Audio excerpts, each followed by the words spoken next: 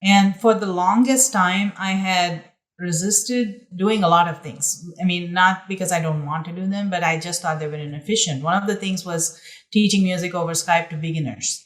I thought the initial stages of learning music, it was very important for the teacher and the student to create a rapport, and to kind of test out what the frequency is like, what the wavelength is like, and get used to some of the routines. Welcome to Clicks and Bricks Podcast.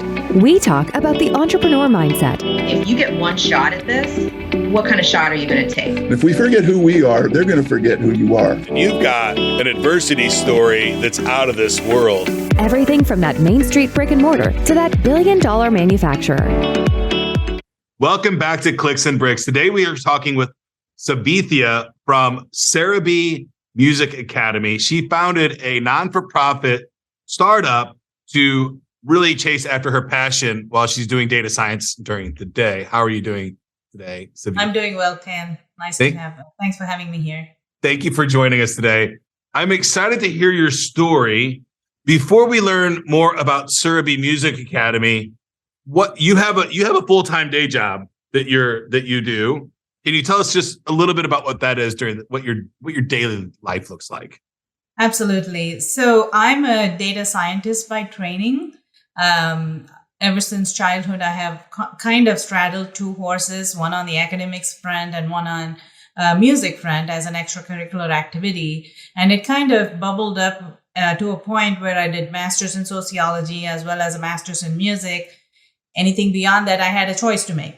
Obviously, this was not sustainable, having two careers parallelly.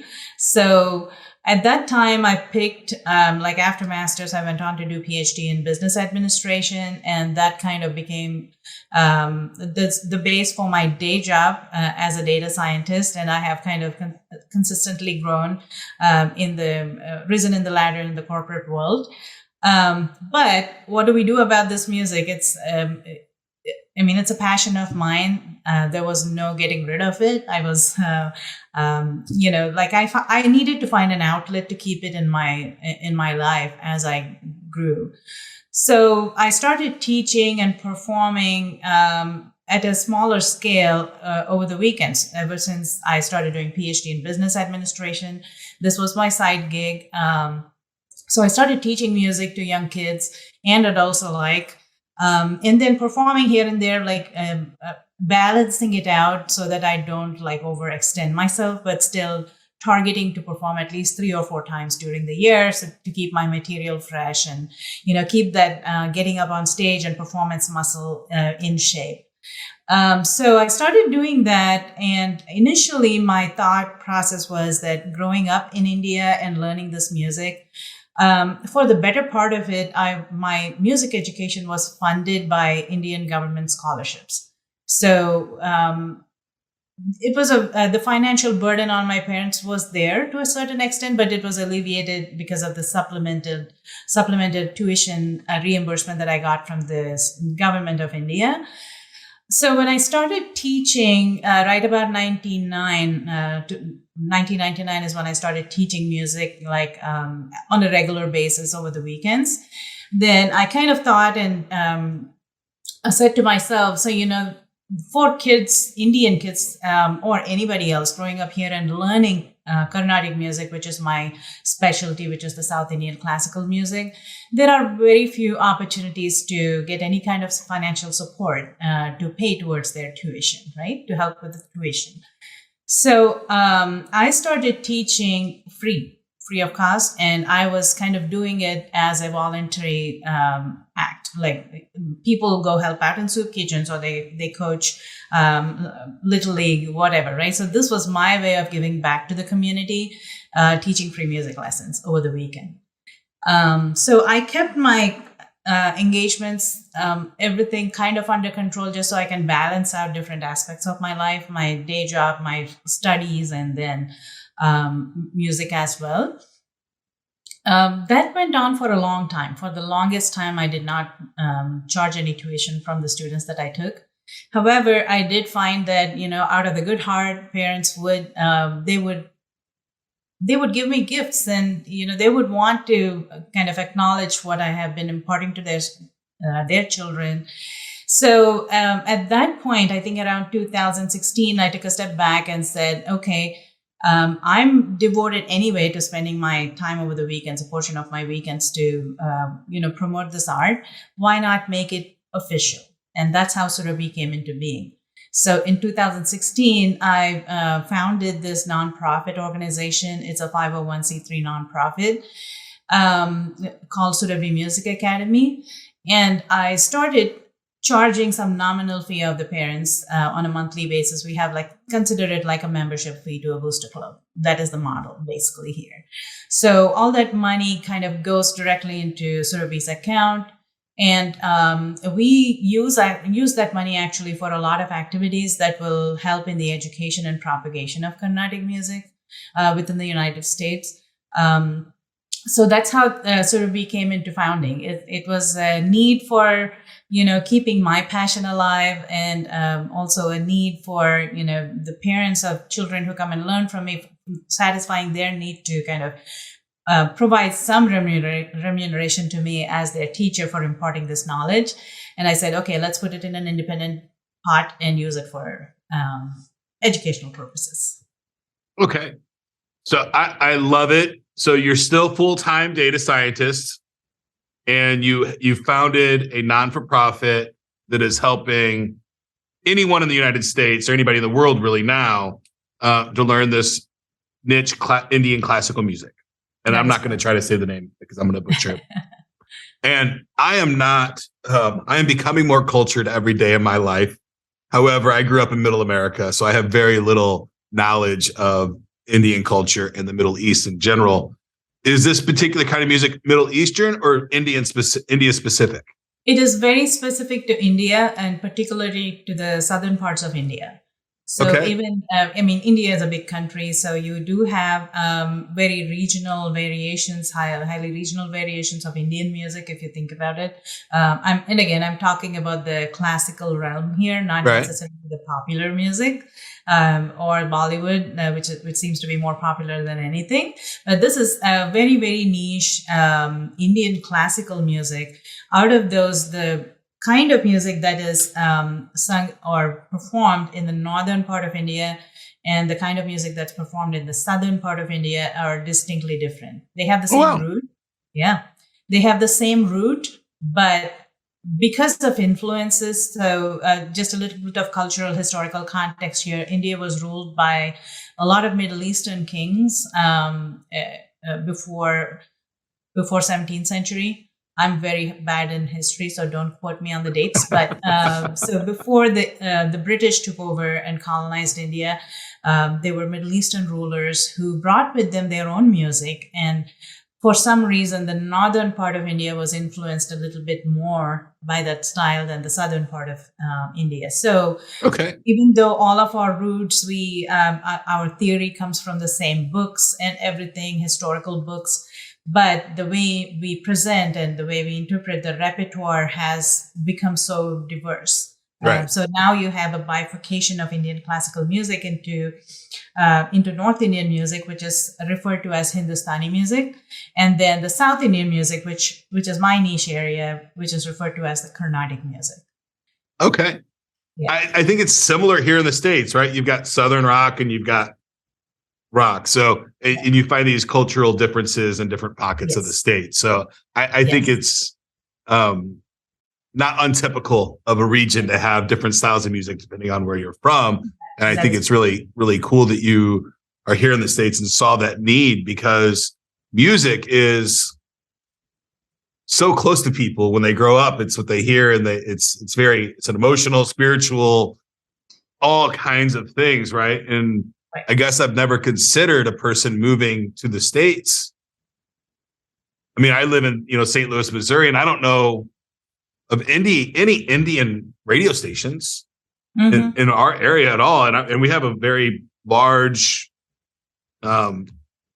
Israeli and Pakistan, like all kinds of culture in our area. So bringing that with you and making it available to your students, I think is very special. you. thank you for doing that, because the culture is something important that we Yes should all be proud of our own cultures, yes right? And not and accepting of everybody else's, but also proud of our own. So Yep. I think it's really cool that you're doing that. Congratulations for going down that path. Now, the 501c3, I have experience doing one of those, and that's I would call it a fairly large undertaking. Yeah. The financial paperwork across the board. Did you have help with that from your community, or did you say, "Hey, I'm going to do this," and fund it all out of your pocket, or how did you get the money and the time to get that done? Yeah, initially when we set it up, I did have help from one of a CPA, a lady who actually helped me set it up. And the funny story behind that is she and I worked for a booster club. My daughter was in orchestra. So in the middle school orchestra, I volunteered to be a treasurer for the orchestra booster club. Right. So I got a first-hand view into the workings and the kind of how do you need to maintain your accounts for it, because I'm very bad at accounts. I'm a data scientist. I'm good with numbers, but the moment you put $ in front of those numbers, I get it stresses me out. But you take the $ off. You don't need it. Well, it's hard for a treasurer to not have that $. So this is where I kind of force myself to get out of the comfort zone a little bit and start getting comfortable with $ and, managing money and things like that. So I volunteered to be the treasurer for the Booster Club. And this lady, the CPA, her name is Tracy Owens. And she was also part of the Booster Club, and she would help them out with the accounting and everything. And filing taxes and all that good stuff. So I came to know of her. We met while we were engaging in relation to the Booster Club. So when I had this idea of setting up this nonprofit, essentially, so like I mentioned earlier, my thought process of that, I wanted to always separate out money from music. So I did not teach for money. I have another paying job during the day. So I did not want to make my livelihood dependent upon music. It might become 10 years from now, I don't know, but at least as of now, or as of then, I was very intent on keeping the money part separate from the music part. So I spoke to her, and she guided me a little bit around how to set up and what are the processes that we need to follow through. And she helped me out a lot, actually. She was the one who filed all of the paperwork that was needed to set up this 501c3, both with with the federal as well as both at the federal as well as the state level. So once she set it up, she gave me some guidelines as to how to run it. Like what are the accounting needs that I need to take care of? Like what forms do I need to fill out to file taxes and, things like that. So she guided me through that process. And then I kind of took on, meaning my husband helps me out with filing taxes. It's a fairly small operation in terms of dollars and cents. So it's not like we're not running a multi-billion dollar charity here. So the accounting is pretty simple, actually, for me. And the cash flow is also very manageable. So it's not like we're chasing receipts, and it's not a lot. It's not a lot of overhead from where we operate. So it has been working out well so far. And I have parent volunteers who help with like being the treasurers. They're on the board. So I'm very thankful for the parent volunteers as well who have, pitched in their time. I know we're all strapped for time, but I'm very thankful for them to kind of leaning in and helping out with things. There's another angle to this. This summer, actually, I had reached out for high school students for volunteering, keeping my book straight and doing some videos and, helping me with housekeeping and all of that on the music side of the business. So very thankful for a couple of volunteers who raised their hand. These are all high school kids, very passionate about learning something new and, getting out of their comfort zone. So it was really good interacting with them as well. Wonderful. So not only are you helping the youth learn the music from where they grew up, or maybe not even where they grew up, just learning new music from a different culture, you're also helping them volunteer and get be part of their community and have jobs at an early age, which I think is so important. And I feel like we've lost a lot of that youth in the workforce in America today. And I value my youth ages at the working at restaurants. It's so much. It's who I am today. So thank you for doing that as well. These kids need places to work and feel like they're part of something and making something grow. Yeah, exactly. I think they it's have really a sense of ownership that they're contributing something, and they have something to show on their college applications when they go on, you know, and it's also, how do you interact with someone outside of your family? How do you learn those professionalism skills, showing up for work at time, doing your work thoroughly, and asking for what the next steps are, asking for feedback? I've been really amazed by how these kids kind of, they're so eager to learn. They're eager to learn and eager to kind of prove themselves. That is on the volunteer side. I do have that, but I also have for student teachers. So as my music school has grown, what I have figured is, you know, it's not only the performance skills and the repertoire that I can teach to my students, but also I can get them started with how to teach the next generation, how to teach youngsters or beginners. So I do have 4 student teachers. Again, that is a paid engagement. They get paid directly by the students' parents without any cut into my music school. Right. But it gives them, to your point, like how you may have worked in a restaurant when you were growing up. This is a way for them to not earn money, super money, but get into a work ethic of, okay, what do I need to do in order to teach this, pass the baton along to the next generation? It is important stuff. So what year did you start the foundation again? 2016. 2016. Mm-hmm. So what is it, 6 years? 6 years now, 6 years. But 4 years then we hit COVID, and you were doing in-person classes, and you made a transition to Zoom classes. Yes. Did you think it was over when COVID hit, or like how did you feel when, like, oh man, this is not going to work, and the government's taking away in-person meetings for at least 2 weeks, and then after the 2 weeks it became obvious it was going to be longer, right? Yeah. So how does that make you feel? It's something you worked on really hard and a lot of passion into, and it's going to make a big change really quickly. Right. Luckily, yes, it was a big change for sure. And for the longest time, I had resisted doing a lot of things. I mean, not because I don't want to do them, but I just thought they were inefficient. One of the things was teaching music over Skype to beginners. I thought the initial stages of learning music, it was very important for the teacher and the student to create a rapport, and, you know, to kind of test out what the frequency is like, what the wavelength is like, and get used to some of the routines that we would have in in-person classes, right? So for the longest time, I would teach virtual classes over Skype, but I never taught beginners. Just for the fact that usually when they start Indian music lessons, the kids are like 5 years old, 6 years old, or even younger sometimes. And it's really hard to grab their attention online. So for the longest time, I insisted that I would take students who at least have a couple of years of training under their belt, and then they're ready for more advanced or intermediate to advanced lessons. I would entertain only those kind of students for online lessons. But then, so that's one thing that I resisted for the longest time, teaching beginners over Zoom or Skype.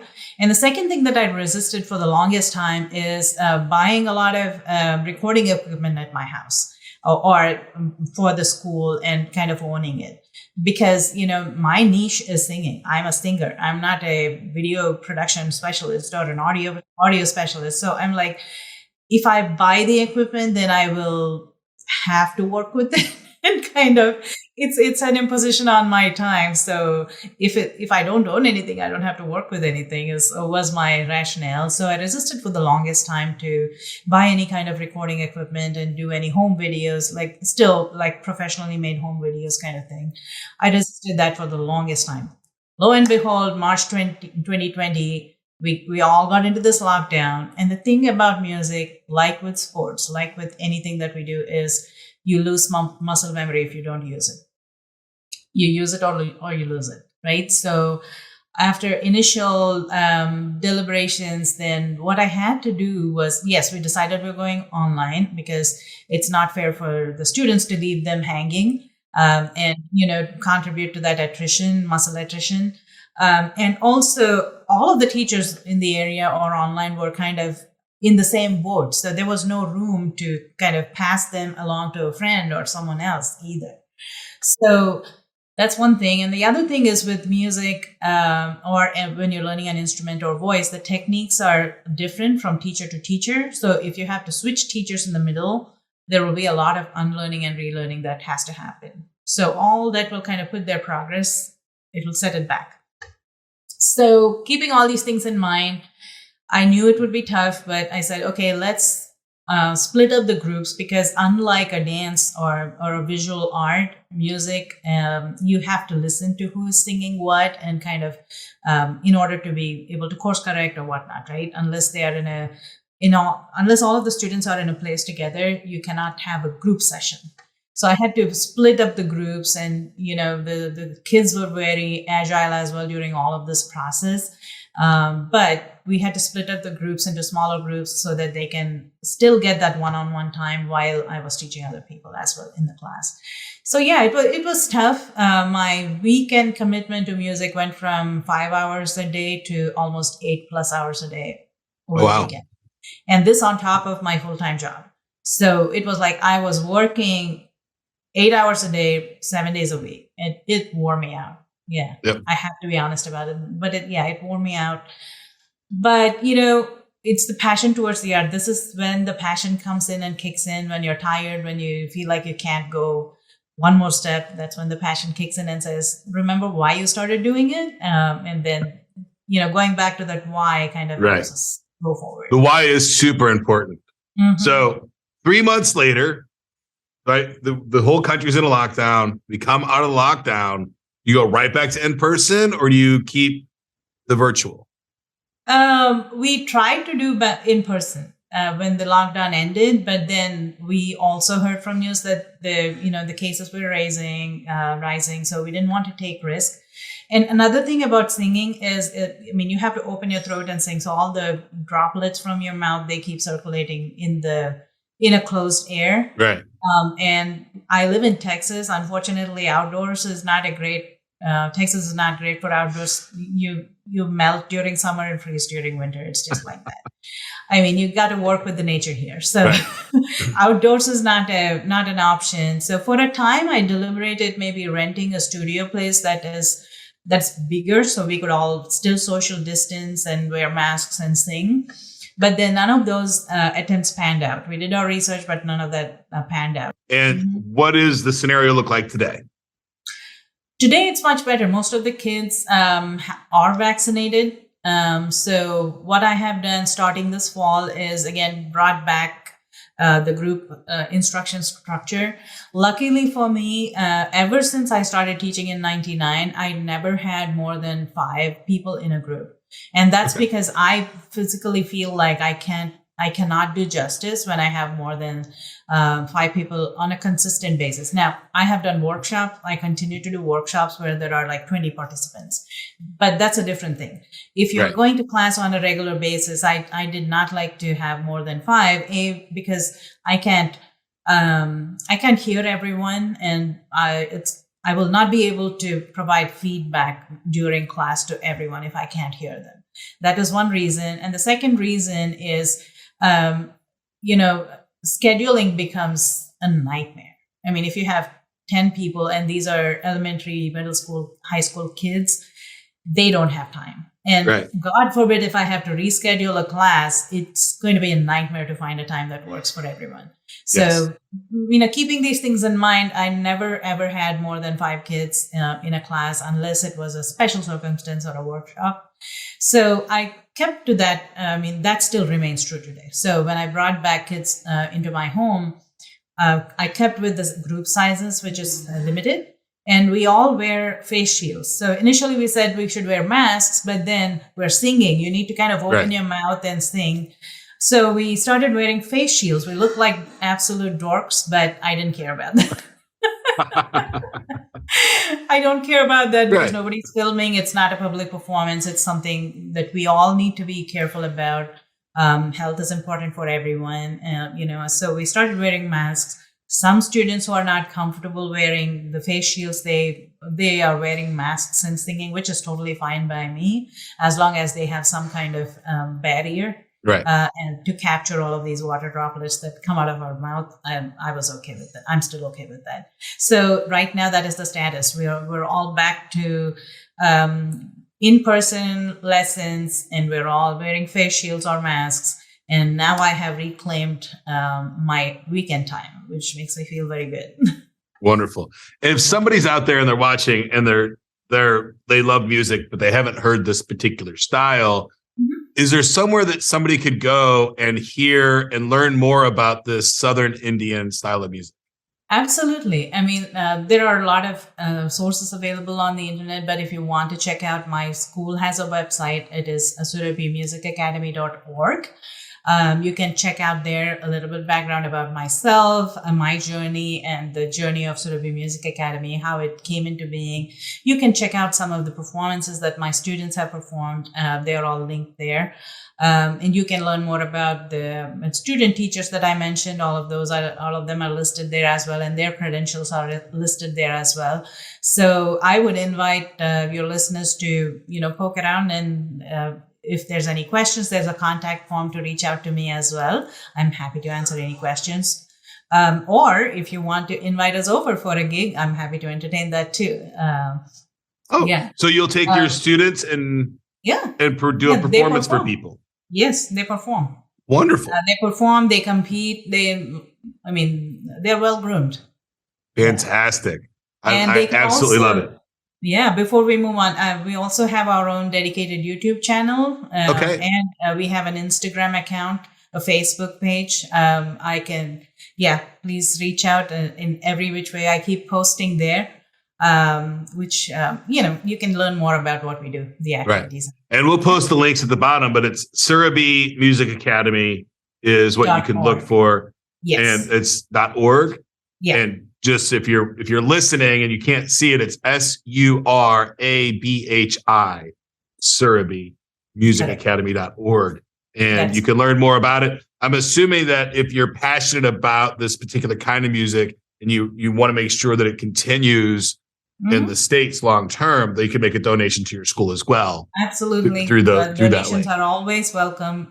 Like I said, the school programs, when my students sing, whatever we charge for the gig, barring the expenses, everything else kind of goes to the nonprofit as well. Right. And it's a 501c3, so that's a completely tax deductible donation, right? It is. So wonderful. I love it. Thank you so much for everything you're doing for the world.